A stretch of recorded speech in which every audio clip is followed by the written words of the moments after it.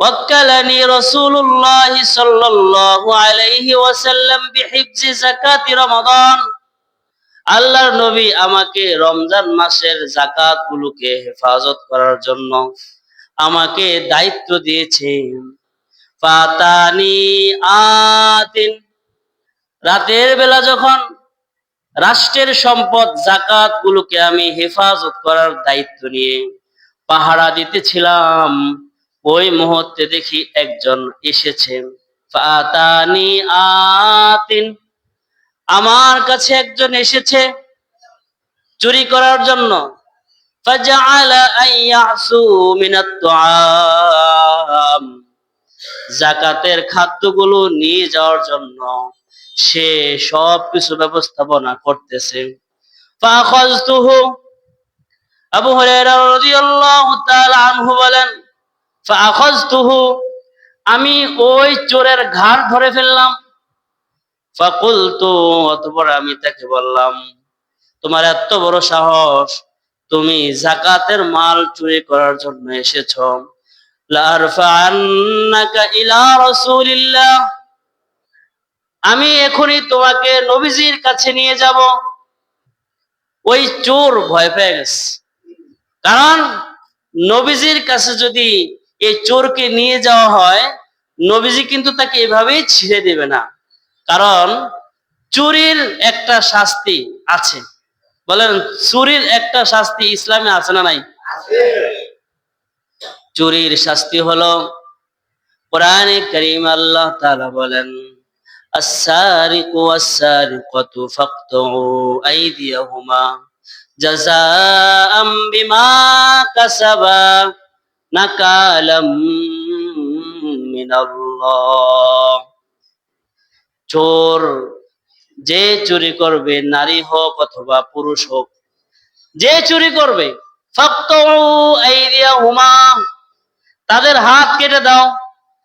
ইসলামের বিধান হলো চুরি করলে চোরের কি কেটে দাও?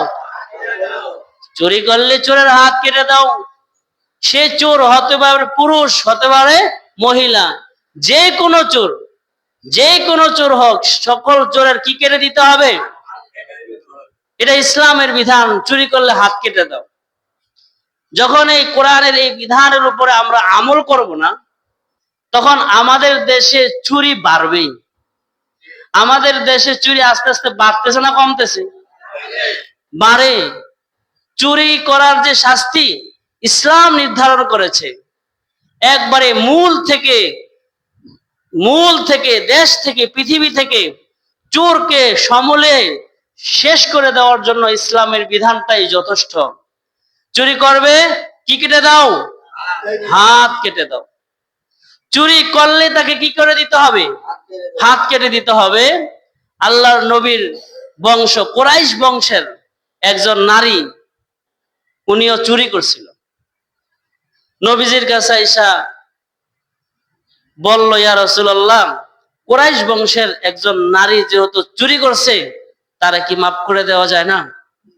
আল্লাহ নবী বলেছে, যে চুরি করেছে সে যদি আমার মেয়ে হয়, তারপর আমি তার হাত কেটে দেব, কোন রকমের কি ছাড় নাই। যখনই আমাদের একজন চুরি করে ছাড় দেয়, আরেকজনে চুরি করে ছাড় পায়, আরেকজনে চুরি করে ছাড় পায়, তখন চতুর্থ আরেকজন ব্যক্তির নতুন আবিষ্কার হয়, আমিও চুরি করি, আমিও ছাড় পাবো। এই জন্য ইসলামের বিধান, চুরি করলে কি কেটে দিতে হবে? আমাদের দেশে আরো অপরাধ আছে, অভাব নাই। তার মধ্যে আরেকটা অপরাধ হলো মদ পান, নেশা করা। নেশা করা এটা কি ভালো না খারাপ? কথা জোরে কইতে হবে, নেশা করা ভালো না খারাপ? নেশা এটা সমাজকে নষ্ট করে, নেশা এটা মানুষের মেধাকে নষ্ট করে, নেশা যুবকদের স্মৃতি শক্তিকে নষ্ট করে দেয়। একজন মানুষ তার আনন্দময় জীবন উদযাপন করার জন্য তাকে যে আল্লাহ তাআলা মেধা দান করেছে, নেশা সেটাকে নষ্ট করে দেয়। যারা নেশা করে তারা পরিবারের কাছে ভালো না, মা বাবার কাছেও ভালো না, সমাজের কাছেও কি না ভালো না। আর নেশা করলে আল্লাহর কাছেও লোকটা ভালো না। নেশা করলে আল্লাহর কাছেও লোকটা কি না। আল্লাহ তাআলা বলেছেন, ইয়া আইয়ুহাল্লাযীনা আমানু ইন্নামাল খামরু ওয়াল মাইসিরু ওয়াল আনসাব ওয়াল আজলাম রিজসুম মিন আমালিশ শাইতান। নিশ্চয় মদ, জুয়া করা, জুয়া খেলা, মদ খাওয়ার কি খেলা, জুয়া খেলা, এগুলো হলো শয়তানের কাজ। তোমরা এগুলা থেকে বেঁচে থাকো। শয়তানের কাজ আল্লাহ পছন্দ করে না। এজন্য মদ খাওয়া কে পছন্দ করে না? আল্লাহর নবীও মদ খাওয়া পছন্দ করে না। মদ খাওয়ার শাস্তি কি? মদ যদি খায় তাহলে ইসলাম তার শাস্তি কি রেখেছে? ইসলাম মদ যে খাবে তার জন্য শাস্তি রেখেছে 80 ডোরা মারা। বলেন কি মারা? 80 ডোরা মারা। যে মদ খাবে তার জন্য এই শাস্তি হবে। যখন আমাদের সমাজে একজন নেশা করবে আর তাকে ধরে এনে জনসম্মুখে শুক্রবারে মসজিদের সামনে ফিলারের মধ্যে বান দিয়া যখন তাকে 80টা ডোরা মারবে, তখন ওই সমাজের আরো 100টা যুবক দেখবে যে বাবারে বাবা, যে শাস্তি, কারো দোষী, আর জীবনে নেশা করব না। শাস্তি, ইসলামে যে শাস্তি রেখেছে, শাস্তি ঠিক মতো না দেওয়ার কারণে আস্তে আস্তে ঘরে ঘরে নেশাখোর বাড়তেছে, গাঁজাখোর বাড়তেছে, বাবাখোর বাড়তেছে। ওমর রাদিয়াল্লাহু তাআলা আনহুর ছেলে সম্পর্কে একটি ঘটনা বর্ণিত আছে। যদিও নাকি ঘটনার বর্ণনা সহি নয়, তারপরও ঘটনার মধ্যে আমাদের অনেক শিক্ষা আছে।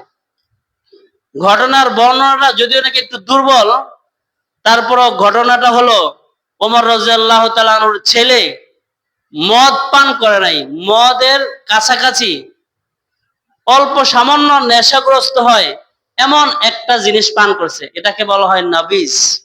কি বলে? ওমর রাদিয়াল্লাহু তাআলা আনহুর ছেলে নাবিজ পান করেছে।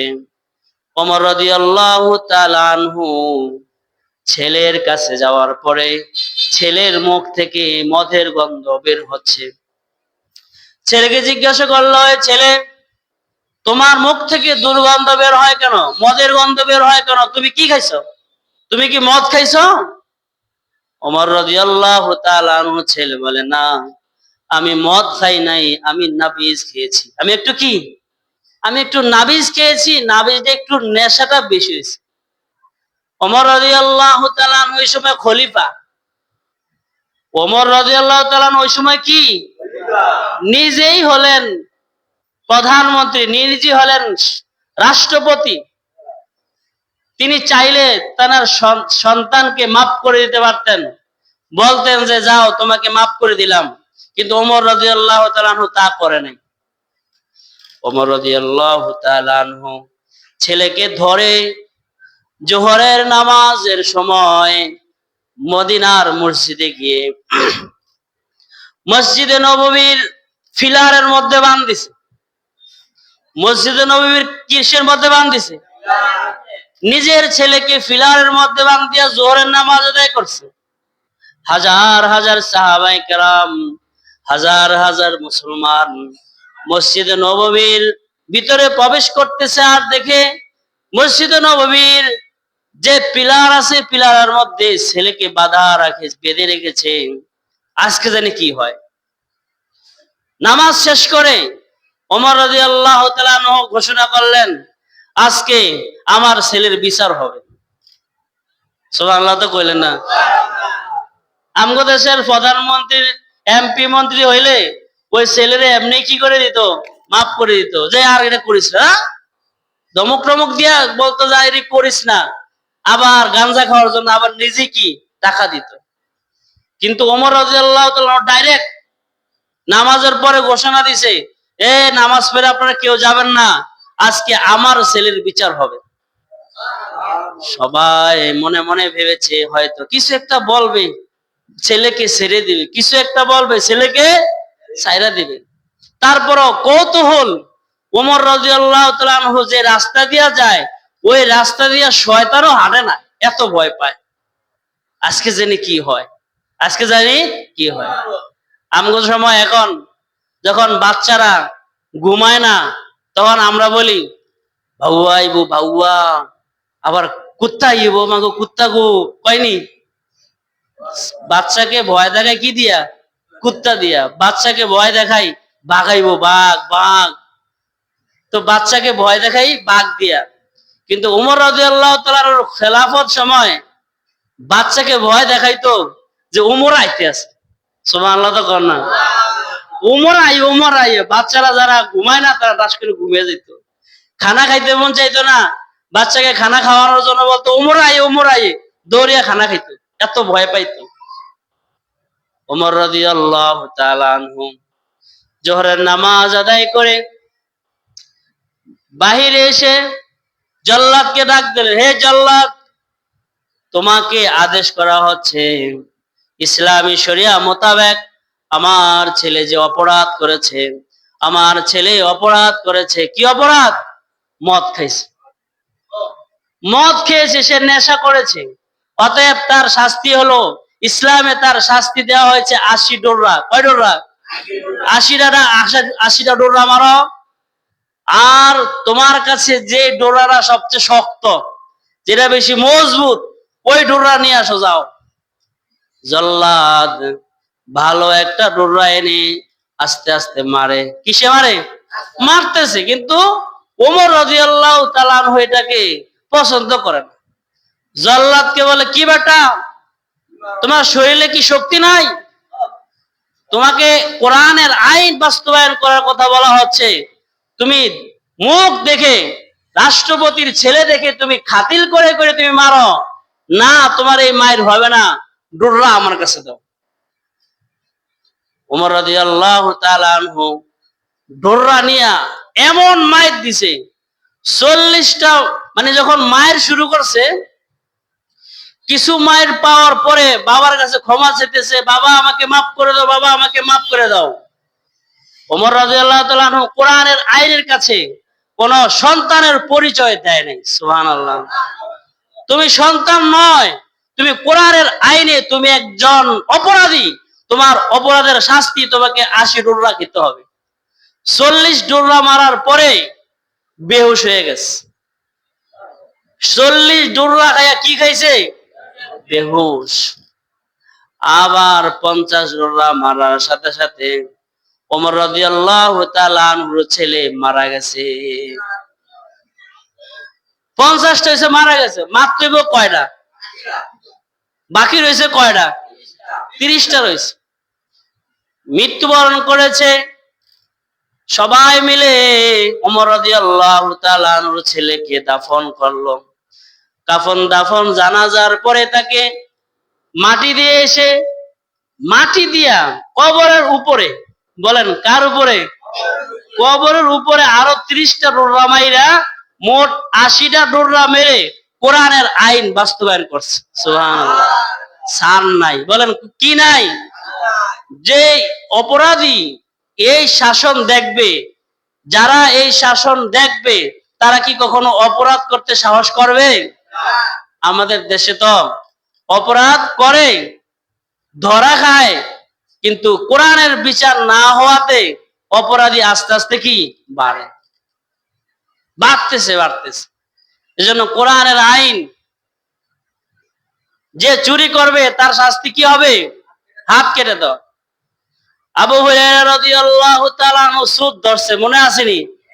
আর মনে নাই মনে আপনাদের? আবু হুরায়রা রাদিয়াল্লাহু তাআলা আনহু চোরকে ধরছে, বলছে ফাকুলতু, আবু হুরায়রা বলেন আমি বললাম, লা আরফাআন্নাকা ইলা রাসূলিল্লাহ, আমি তোমাকে আল্লাহর নবীর কাছে নিয়ে যাব। আসো। চোর তো ভয় পাইছে, কারণ ধরা খাইছে, কি কেটে দিতে হবে? আয় হায়। চোর আবু হুরায়রা রাদিয়াল্লাহু তাআলা আনহুর কাছে ক্ষমা চাইতেছে, ভাই আমাকে ক্ষমা করে দেন, আমি আসলে অপরাধী করেছি, আমি চুরি করেছি, আসলে আমি কিন্তু অভাবে পড়ে চুরি করেছি। আমার ছেলে সন্তান আছে, আমার মা বাবা আছে, দীর্ঘ কয়েকদিন পর্যন্ত তারা অনাহারে না খেয়ে ক্ষুধার্ত অবস্থায় তারা ঘরের মধ্যে কাতরাচ্ছে। এই মুহূর্তে তাদের খাবারের প্রয়োজন, এই কোনো কিছু না পেয়ে আমি চুরি করতে এসেছি। আবু হুরায়রা রাদিয়াল্লাহু তাআলা আনহু হলেন একজন দয়ালু মান, একজন হৃদয়ের মধ্যে ভালোবাসা, মানুষের উপরে দয়া হয়।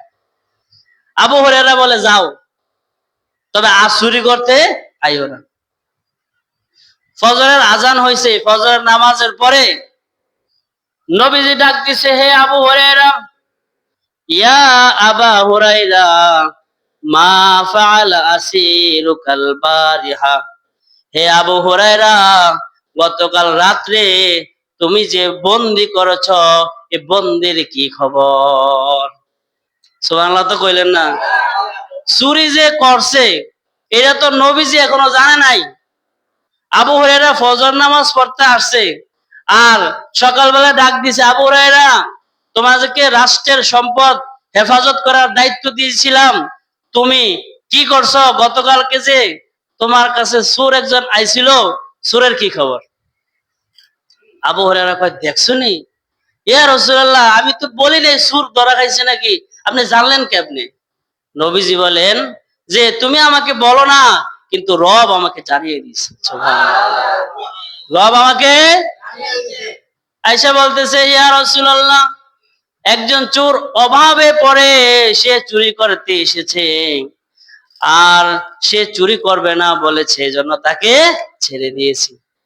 রাসূল বলে, এই ওই চোর কিন্তু মিথ্যা বলেছে, সে আবার আসবে, সায়াউদু গাদান, আবার সে আগামীকালকে আসবে। তো নবীজি যেহেতু বলছে, চোর আসবে কি আসবে না?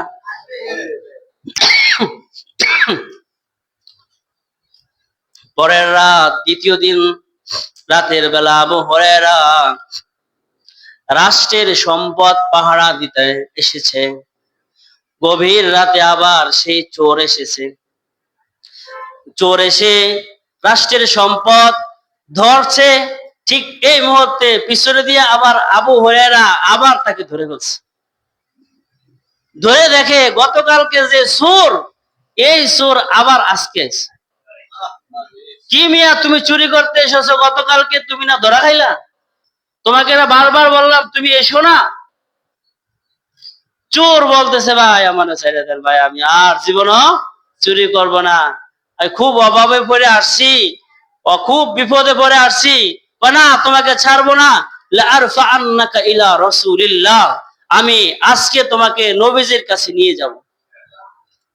নবীজির কাছে নিলে শাস্তি আছে না নাই? আমগো দেশে না কোন বিচারকের কাছে নিয়ে গেলে, চোর ধরে নিয়ে গেলে বিচারক কিছু খাইয়া চোর ছাইড়া দেয়, আছে না নাই? নবী তো এরকম না, ঘুষখোর না। ইসলামী শাসন ব্যবস্থা যারা করে তারা তো এরকম ঘুষখোর না, তারা ছেড়ে দিবে। ইসলাম রাষ্ট্রের সম্পদের মর্যাদা দেয়, এটার দাম আছে।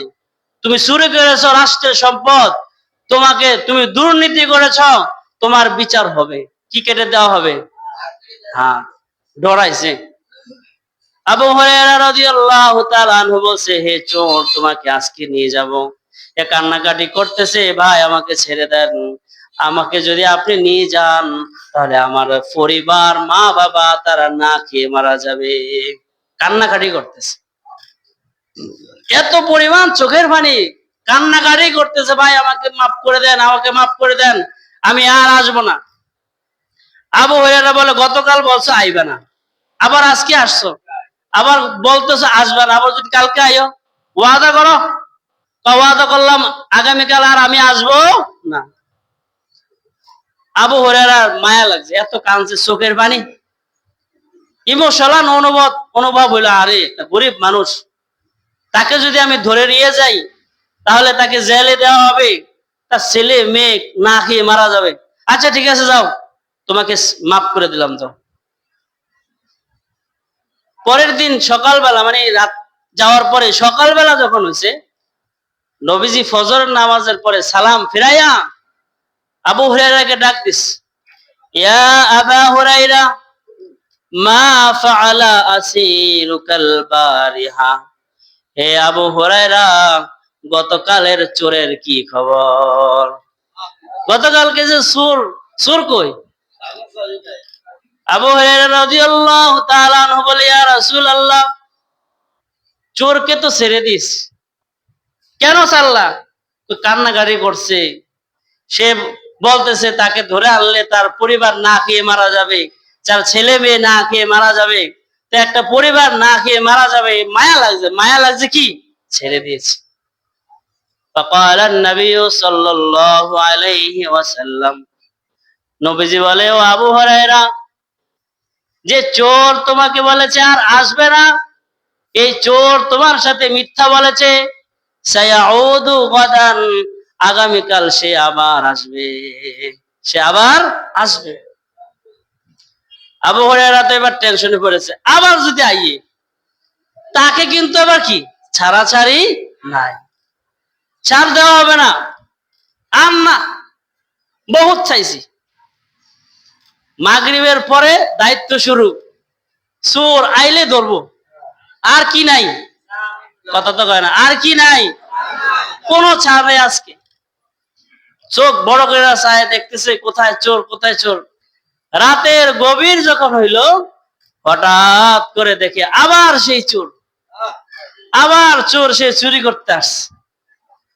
চোর দেখে তো এবার মাথা গরম। আবু হুরায়রা রাদিয়াল্লাহু তাআলা আনহু বলেন, ফাখাযতুহু, আমি তাকে ধরে ফেললাম। ফাকুলতু লা আরফা'আন্নাকা ইলা রাসূলিল্লাহ, হে চোর, তোমাকে আজকে কোনো ছাড় দেওয়া হবে না, ডাইরেক্ট নবীর কাছে তোমাকে নিয়ে যাব।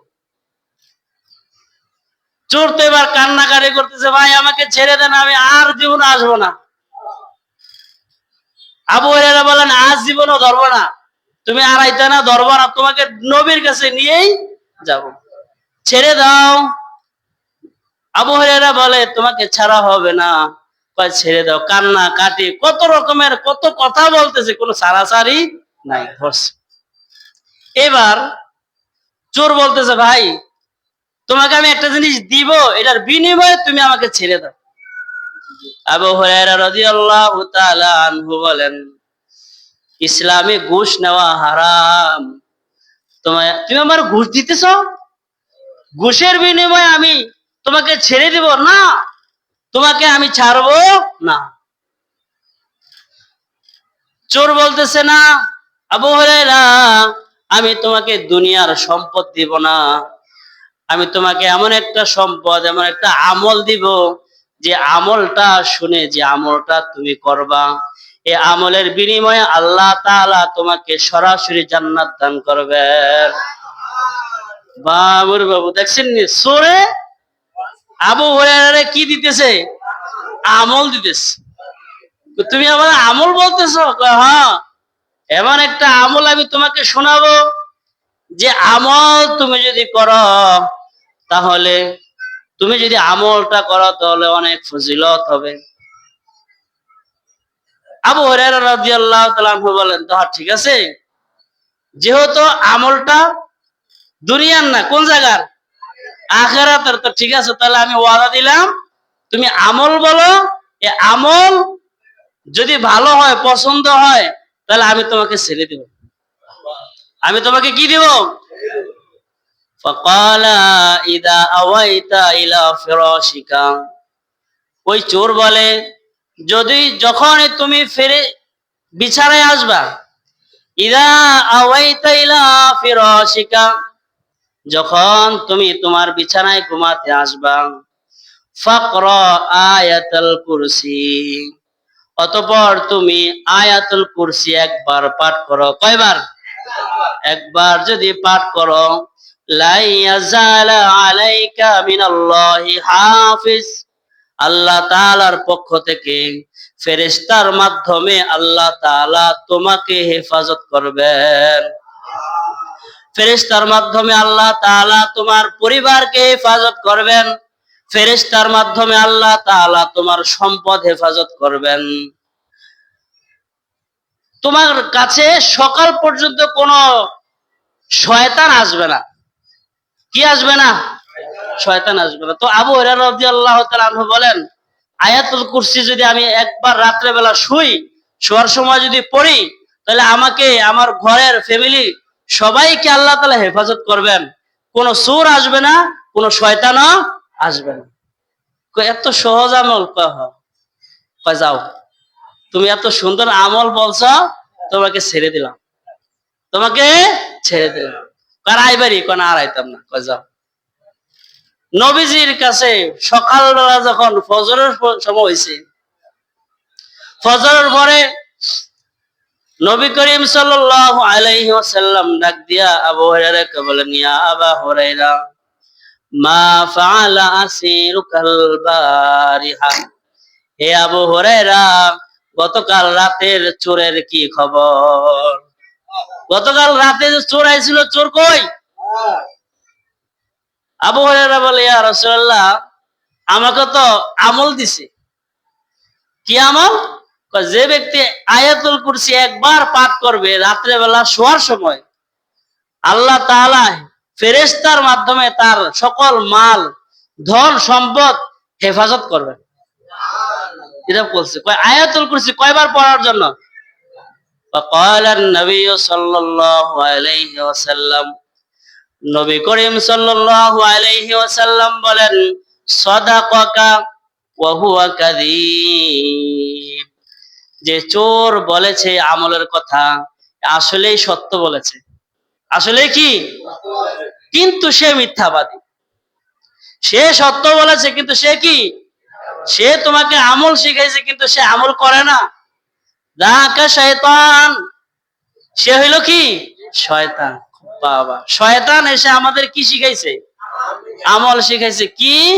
আয়াতুল কুরসি পাঠ করো আর তোমার সকল কিছুর হেফাজত করো। আর আজকে আমরা সব কিছু হেফাজত করার জন্য সিসি ক্যামেরা লাগাই, দোকানের মধ্যে কত কিছু লাগাই, তারপরও দোকান চুরি হয়। কথা কয় না? হয় না? না হয় না?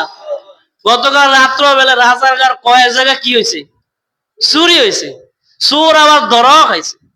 আবার চোরে টাকার বিনিময়ে ছাড়াও পেয়ে যাবে। তো এইভাবে চোর চুরি করে, আর আমরা সিসি ক্যামেরা দিয়ে কি চোর বন্ধ করতে পারবো? আমাদের একটা আমল করা দরকার, আয়াতুল কুরসি। কি আমল? আমরা অনেকে আয়াতুল কুরসি শুনে শরীরের মধ্যে জ্বর এসে গেছে। শরীরের মধ্যে জ্বর। আয়াতুল কুরসি এত বড় আয়াত, এটা কি আমাকে পক্ষে মুখস্থ করা সম্ভব নেই। তার মানে এত বড়, এত সম্পদের মালিক, এটা আপনার পক্ষে সম্ভব হইল? কত কিছু আপনার পক্ষে সম্ভব। আর আয়াতুল কুরসি কোরআনের একটা আয়াত।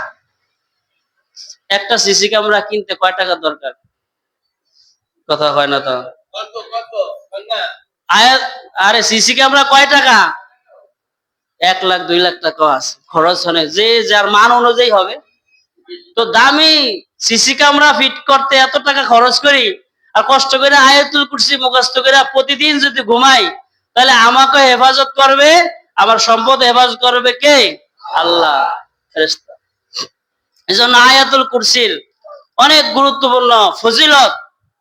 আবু হুরায়রা রাদিয়াল্লাহু তাআলা আনহুর মাধ্যমে আল্লাহর নবী যে রাষ্ট্রের সম্পদ হেফাজত করার জন্য ব্যবস্থা নিছেন, আমাদের দেশে রাষ্ট্রীয় সম্পদ আছে না নাই? সেখানেও দেখা যায় আমাদের দেশে রাষ্ট্রীয় সম্পদে যাদের হেফাজত করার জন্য দেওয়া হয়, তারাই নিজেরাই কি খেত খায়ালায়। বেড়া দিছে যেন কি ছাগলে খেত না খায়, এখন বেড়াই কি খেয়ালায়? খেত খেয়াল। রাষ্ট্রের সম্পদ রাষ্ট্রীয় জায়গায় বসে দুর্নীতি করে, এদের বিচার না হওয়ার কারণে বাংলাদেশে দুর্নীতির সংখ্যা বাড়ছে না কমছে? বাংলাদেশের মানুষের জায়গা সম্পত্তি বিদেশ হয়, বিদেশে ঘরবাড়ি করে, বাংলাদেশের টাকা চুরি করে। আর মসজিদের জুতা চোর হইলে মায়ের রেও মায়ের। মসজিদের জুতা চোর, ছোট চোর এটারে আমরা মারি, কিন্তু বড় চোরেরে সালাম দিয়ে আসসালামু আলাইকুম। বড় বড় চোর, শিক্ষিত চোরদেরকে আমরা সালাম করি, আর জুতা চোররা আমরা মাইর দেই। এরা তো আসলে অভাবে চুরি করতে আসছে। যারা ছোট চোর তারা কি জন্য আসছে? অভাব।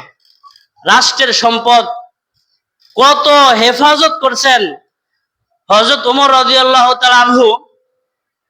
উনি যখন খলিফা ছিলেন, তুই রাতের বেলা রাষ্ট্রের কাজ করতেছেন, যখন রাষ্ট্রের কাজ করতেছেন হঠাৎ করে একজন লোক এসে বলতেছে, আসসালামু আলাইকুম ইয়া আমিরুল মুমিনিন, আমি কি আসতে পারি? আমিরুল মুমিনিন বলতেছেন, ওমর রাদিয়াল্লাহু তাআলা আনহু বলেন, হ্যাঁ আসো। দরজা খুলে দেখে আরে ছোটবেলার বন্ধু, এনা ছোটবেলার দোস্ত, শৈশবকালে একসাথে চলাফেরা ঘোরাফেরা হয়েছে। ঢুকে সামনে বসছে, রাতের বেলা ওনার সামনে যে একটা মোমবাতি জ্বলতেছে, মোমবাতিটা হলো রাষ্ট্রের টাকার। মোমবাতিটা হলো কার টাকার? কত তো কয় না, মোমবাতি জ্বলতেছে রাষ্ট্রের টাকার। বলতেছে যে দোস্ত কেমন আছো? ওমর রাদিয়াল্লাহু তাআলা আনহু বলে, দোস্ত পরে তুমি কি রাষ্ট্রের কাজে এসেছো নাকি ব্যক্তিগত কাজে এসেছো? তুমি কি রাষ্ট্রের কোনো কাজে আসছো না ব্যক্তিগত? না, তুমি দুস্থ মানুষ, আমি তোমার লগে দেখা করতে আইছি। ওমর রাদিয়াল্লাহু তাআলা আনহু রাষ্ট্রের জ্বলন্ত আগুনটাকে নিভিয়ে দিল, বন্ধ করে দিস, বন্ধ করে দিছে। দোস্ত কয়, কি রে দোস্ত, তুমি আমি আইছি তুমি আলোটা বন্ধ করে দিলা, মোমবাতিটা বন্ধ করে দিলা, স্যারেকটা বন্ধ করে দিলা, করো না? কয় না দোস্ত, তোমার লাগে আমার লাগে সম্পর্ক ঠিকই আছে। তুমি যেহেতু এখন আমার কাছে আসছো ব্যক্তিগত কাজে, তোমার আর আমার এটা পার্সোনাল বিষয়, এই জন্য চেরাগ যেটা জ্বালানো আছে এটা হলো রাষ্ট্রের। তুমি যদি রাষ্ট্রের কাজে আসতা তাহলে এটা চলতো, এটা যেহেতু তুমি যেহেতু রাষ্ট্রের কাজে আসো না, এজন্য এটা বন্ধ হয়ে গেছে। ব্যক্তিগত ভাবে আমার একটা বেতন থেকে যে আমার নিজের টাকা দিয়া যে মোমবাতি, এর একটা আছে। ওমর রাদিয়াল্লাহু তাআলা আনহু নিজের ব্যক্তিগত ক্রয় করা মোমবাতি জ্বালায়া কথা বলছে। সুবহানাল্লাহ তো কইলেন না? সাধারণ একটা লাইট এটা কি অফ করে দিছে, কারণ এটা রাষ্ট্রের কাজের ওই জন্য ব্যবহার হচ্ছে না। আমাদের দেশও রাষ্ট্রের জিনিসপত্র অনেকে পায়, গাড়ি পায়, বাড়ি পায়, অনেক কিছুই পায়, পায় কি পায় না? কিন্তু গাড়ি যখন পায় তখন তারা বিভিন্ন জায়গায় ব্যক্তিগত কাজেও গাড়ি ব্যবহার করে, ব্যক্তিগত কাজে থাকার ব্যবস্থা করে, তেল ব্যক্তিগত কাজে, সবকিছু ব্যক্তিগত সিস্টেমে চলে, আছে না নাই? এই জন্য এই রাষ্ট্রের থেকে দুর্নীতি দমন করতে হলে সেই সাহাবায়ে কেরাম যেভাবে রাষ্ট্র পরিচালনা করেছেন সেভাবে আমাদের ফিকির করতে হবে, তাহলে আমাদের দেশের টাকা চুরি হবে না। কি বলেন? যেই একটা মোমবাতি জ্বালাইতে যায় অল্প একটু খরচ হবে, এটা যারা খরচ করে না তারা বুঝি রাষ্ট্রের টাকা চুরি করে বাতলে যাইব? এই জন্য আজকের আলোচনার মূল বিষয়বস্তু হলো আয়াতুল কুরসি। পবিত্র জুমার দিনে জুমার নামাজ আদায় করার জন্য পৃথিবীর শ্রেষ্ঠ জায়গা মসজিদে আগে আগে আসার তৌফিক দান করেছেন। এজন্য আমরা সকলেই শুকরিয়া আদায় করি, বলি আলহামদুলিল্লাহ। আমি আপনাদের সম্মুখে কোরআনে কারীমের একখানা আয়াত পাঠ করেছি, নিয়ত করেছি কোরআনের এই আয়াত নিয়ে কিছু আলোচনা করব। আল্লাহ তাআলা আমাদের সবাইকে মনোযোগ সহকারে কথাগুলো শ্রবণ করার তৌফিক দান করুক, বলেন আমিন।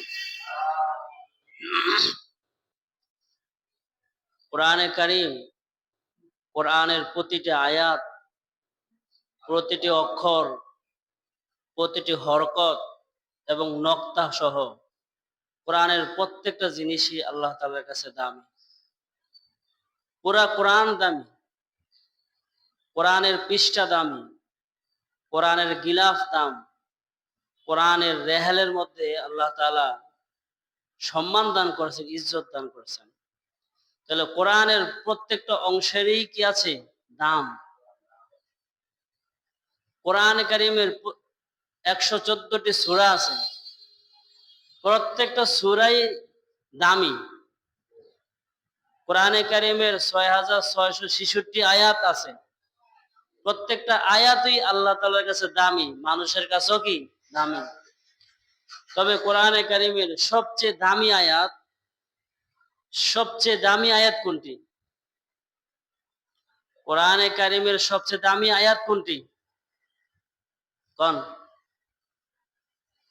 কোরআনে কারীমের সবচেয়ে দামি যে আয়াত, এই আয়াত কোনটা? সূরা ফাতিহা। মাশাআল্লাহ, একজন বলছে, সাহস আছে। আরেকজনে বলেন কোরআনে কারিমের সবচেয়ে দামি আয়াত কোনটা? সূরা ফাতিহা। কোরআনে কারিমের সূরা ফাতিহার দাম আছে, তবে পুরা কোরআনের মধ্যে সবচেয়ে দামি আয়াত কিন্তু সূরা ফাতিহা না। সবচেয়ে দামি আয়াত হলো আয়াতুল কুরসি। কোরআনে কারিমের সবচেয়ে দামি আয়াত হলো আয়াতুল কুরসি। এটা অনেক দামি, অনেক ফজিলতপূর্ণ। নবী করিম সাল্লাল্লাহু আলাইহি ওয়াসাল্লাম এ সম্পর্কে বলেছেন, যে ব্যক্তি আয়াতুল কুরসি প্রতি নামাজের পরে পাঠ করবে, ওই ব্যক্তিকে আল্লাহ তাআলা মৃত্যুর সাথে সাথে জান্নাত দান করবে।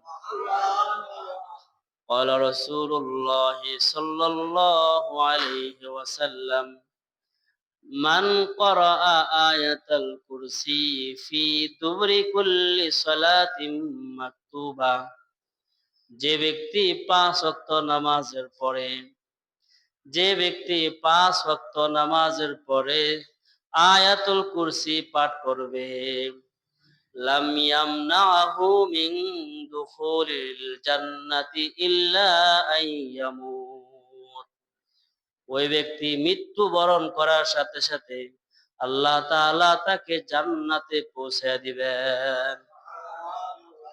মৃত্যুরই একমাত্র তার জন্য বাধা জান্নাতে যেতে। এজন্য প্রতিদিন 5 ওয়াক্ত নামাজের পরে আয়াতুল কুরসি পাঠ করা, আয়াতুল কুরসি এই আমলটা করা আমাদের জান্নাতে যাওয়ার জন্য সহজ হবে ইনশাআল্লাহ।